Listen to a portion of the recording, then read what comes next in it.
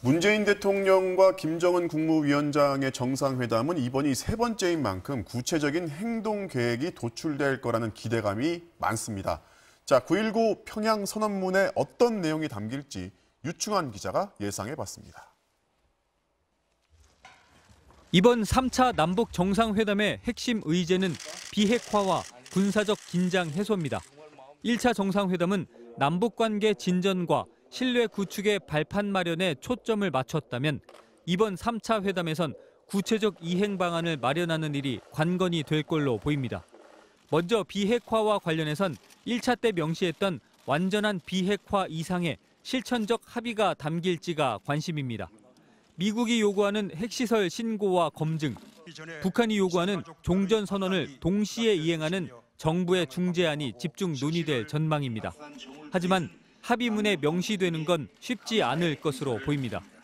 그러나 남북 정상은 허심탄회한 논의를 할 것이고 평양 방문이 끝나고 곧바로 뉴욕으로 가는 문재인 대통령은 비핵화와 관련한 상당한 결과물을 들고 갈 가능성이 높습니다.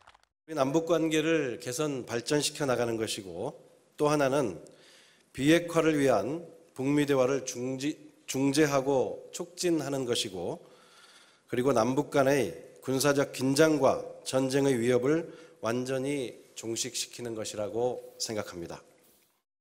그런 면에서 군사적 긴장 해소를 위한 구체적 실천 방안에 더 힘이 실릴 전망입니다.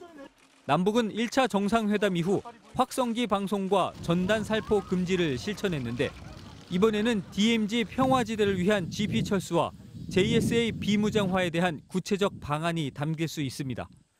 군사적 충돌 가능성을 낮추기 위해선 재래식 군축이 우선돼야 한다는 건 남북이 인식을 같이 하고 있습니다.